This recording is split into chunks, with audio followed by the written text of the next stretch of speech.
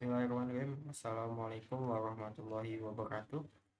Perkenalkan, nama saya Eduardo Rinaldi dengan NPM 24312 063, ingin menjelaskan tentang ekonomi Islam.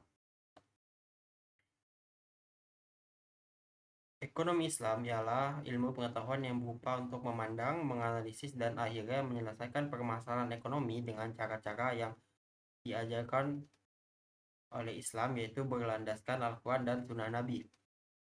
Ekonomi Islam adalah ilmu sosial yang mempelajari masalah ekonomi masyarakat yang diilmai oleh nilai-nilai Islam. Ekonomi Islam adalah suatu upaya yang sistematik untuk memahami masalah ekonomi. Ekonomi Islam adalah tanggapan para pemikir muslim atas berbagai tentang ekonomi, dan beberapa pendapat disampaikan oleh Husul Ahmad, Mamanan, N.Sidiki, dan Hanasus Zaman. Tujuan ekonomi Islam tidak lebih yaitu meningkatkan ekonomi, sudah pasti, menciptakan ekonomi yang adil dan merata, mewujudkan perekonomian yang stabil, mewujudkan perekonomian yang serasi, dan mewujudkan perekonomian yang menjamin kemerdekaan produksi, serta menciptakan ekonomi umat yang mandiri.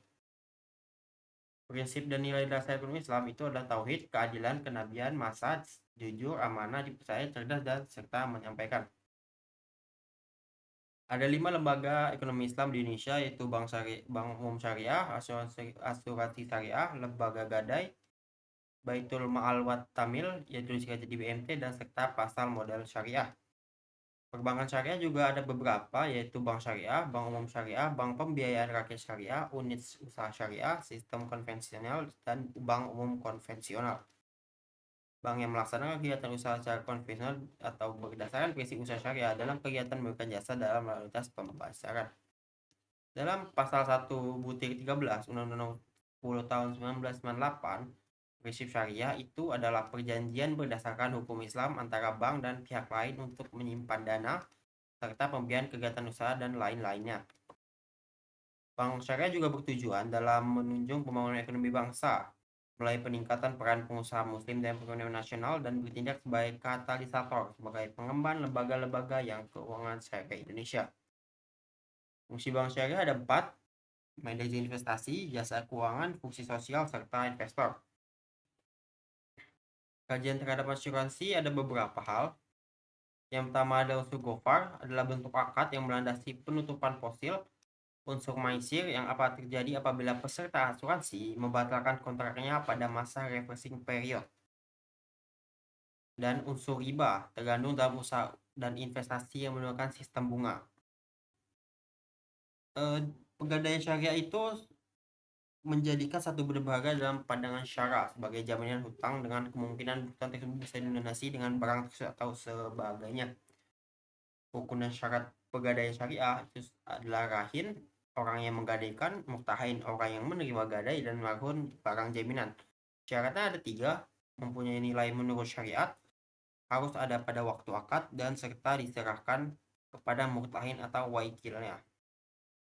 Murhabih, yaitu hutang, ijab dan kabul, dan pernyataan gadai dan pihak. Hutang itu harus jelas, harus tetap dapat dimanfaatkan, serta mengikat pada waktu akad. Pernyataannya, keduanya jelas mengangkat nilai untuk akad sesuai kabul dengan ijab. Masing-masing orang yang berakad mengetahui maksud lawannya, dan persambungan kabul dengan ijab dalam majelis akad.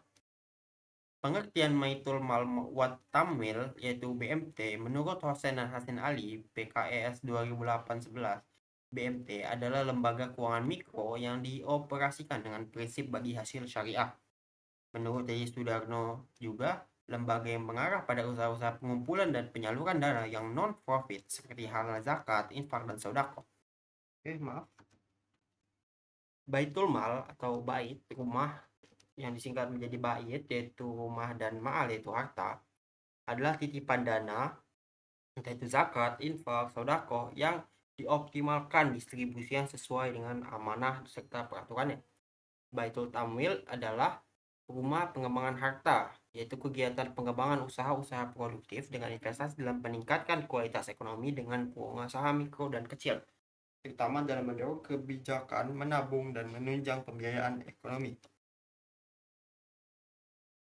Dasar hukum Baitul Mal BMT yaitu adalah surat At-Taubah dalam Al-Quran itu ayat 60 dan 103 yang menjelaskan tentang perintah zakat, di mana pada zaman Rasulullah Baitul Mal didirikan dengan fungsi untuk menyimpan uang-uang zakat dan lainnya.